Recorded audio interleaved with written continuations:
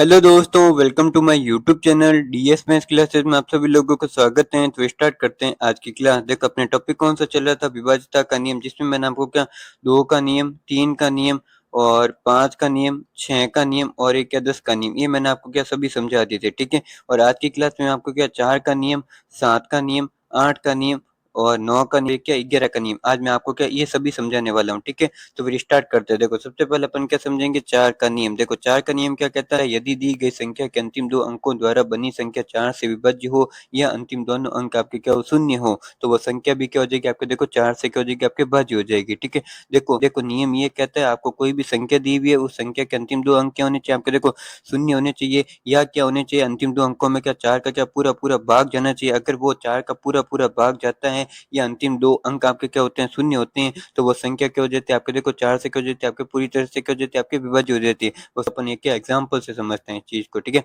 एक एग्जांपल क्या ले रहा हूँ, 5336 ले रहा हूँ, ठीक है। देखो इस संख्या के अंतिम 2 अंक, देखो अंतिम 2 अंक क्या आपके क्या 36 है, और 36 में क्या 4 का क्या पूरा पूरा भाग जाता है। इसका मतलब 5336 क्या हो जाएगी आपके, देखो 4 से क्या हो जाएगी आपके, पूरी तरह से विभाज्य हो जाएगी। क्यों? क्योंकि इस संख्या के अंतिम 2 अंक आपके क्या 4 से विभाज्य हैं, इसलिए ये संख्या क्या हो जाएगी आपके, देखो 4 से भी क्या हो जाएगी आपकी भाज्य हो जाएगी, 4 से भी क्या हो जाएगी आपकी भाज्य हो जाएगी। यहाँ पे दूसरा एग्जांपल क्या है, 8400 है। देखो इस संख्या के अंतिम 2 अंक आपके क्या है, 0, इसका मतलब 8400 भी क्या हो जाएगी आपके, देखो 8 से भाज्य हो जाएगी, क्यों जाएगी, क्योंकि इस संख्या के अंतिम 2 अंक आपके क्या है, शून्य है, इसलिए 8400 भी क्या हो जाएगी आपके, 4 से क्या हो जाएगी आपकी भाज्य हो जाएगी, ठीक है। इस प्रकार मैंने आपको देखो 4 से भाज्यता का नियम मैंने आपको क्या समझा दिया। देखो एक बार मैं वापस बता देता हूँ, ठीक है। कुछ जो भी संख्या दी हुई है, उस संख्या के अंतिम 2 अंक क्या होने चाहिए आपके, देखो शून्य होने चाहिए या अंतिम 2 अंकों में आपको क्या 4 का क्या पूरा पूरा भाग जाना चाहिए। अगर आपके अंतिम 2 अंकों में 4 का क्या पूरा पूरा भाग या अंतिम 2 अंक आपके क्या शून्य है, तो वो संख्या भी क्या हो जाएगी, 4 से क्या हो जाएगी आपके भाज्य हो जाएगी। वो संख्या भी क्या हो जाएगी, 4 से क्या हो जाएगी आपके भाज्य हो जाएगी। अब चलते अपन आगे।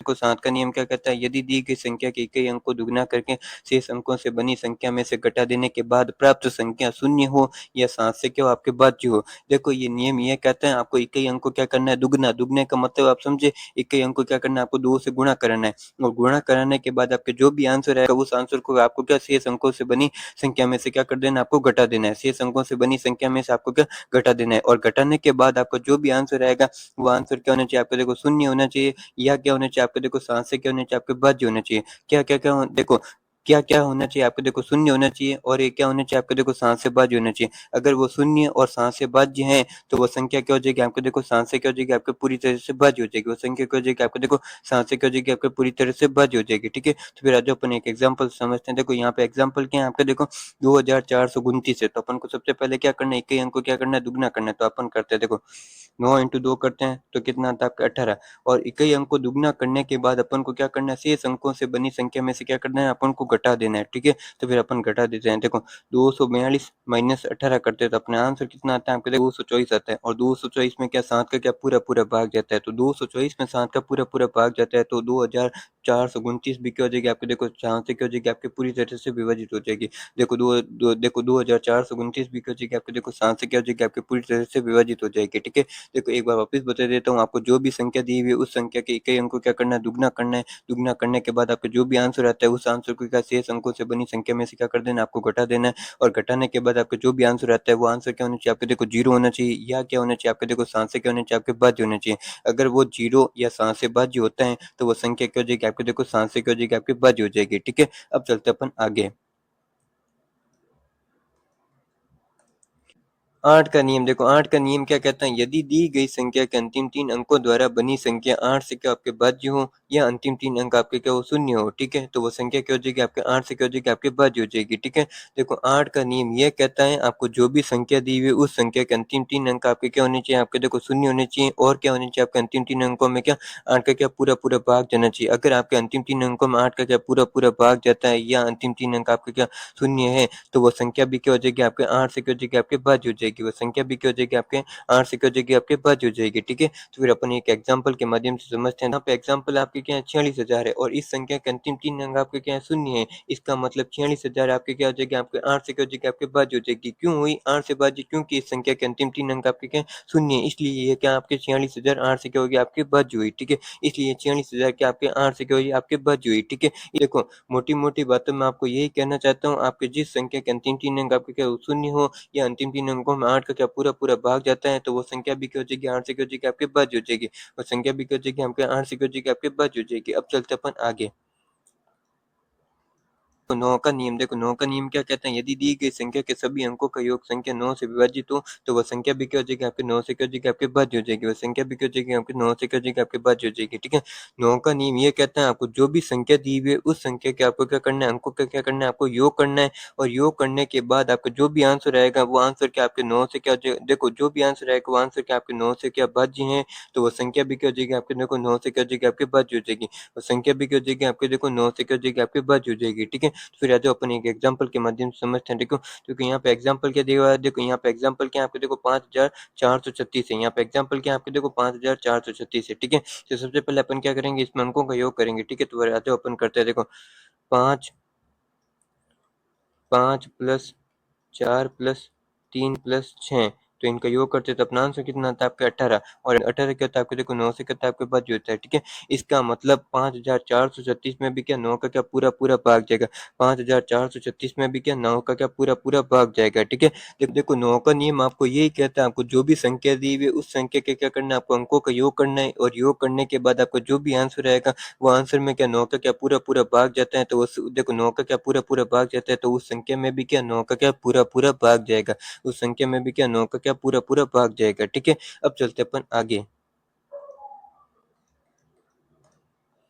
11 का नियम देखो, 11 का नियम आपके क्या बहुत ज़्यादा इंपॉर्टेंट है, तो आप 11 के नियम को क्या एकदम ढंग से समझना है। ठीक है। तो फिर आ जाओ अपन समझते हैं। ठीक है। देखो विषम स्थानों के अंकों का योग माइनस सम स्थानों के अंकों का योग क्या होना चाहिए, आपके 11 होने चाहिए। या क्या होना चाहिए, आपके 11 का गुणज होना चाहिए। या क्या होना चाहिए, आपके देखो शून्य होना चाहिए। अगर आपके क्या 11 का गुणज या शून्य है, तो संख्या क्या हो जाएगी, आपके देखो 11 से क्या हो जाएगी, आपके भाज्य हो जाएगी। ठीक है।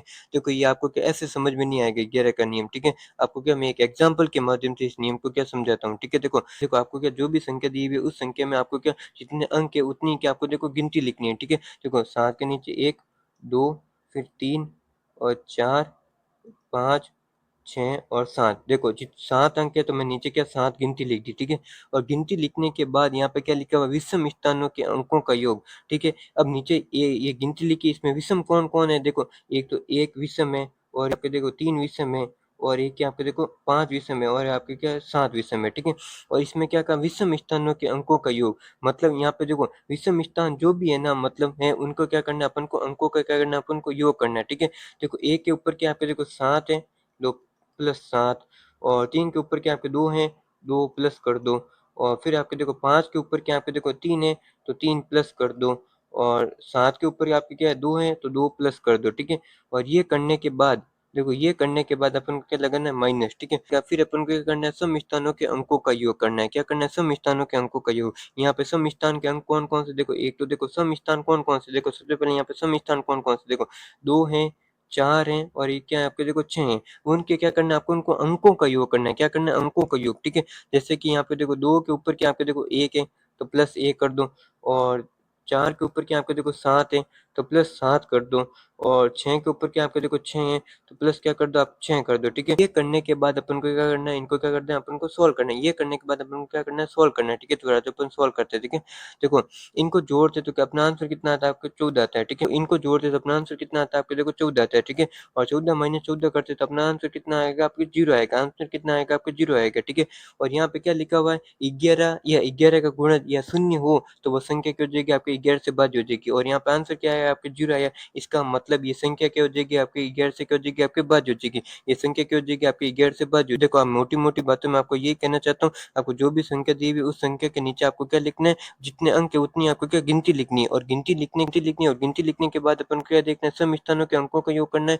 और फिर क्या करना है, विषम स्थानों के अंकों का योग करना है। ठीक है। और ये करने के बाद आपको जो भी आंसर आएगा वो आंसर क्या होना चाहिए, आप 11 का गुणन या शून्य है, तो वो संख्या क्या हो जाएगी, आपकी 11 से क्या हो जाएगी, आपके भाज्य हो जाएगी। वो संख्या क्या हो जाएगी, आपकी क्या हो जाएगी, 11 से क्या हो जाएगी, आपके भाज्य हो जाएगी। ठीक है।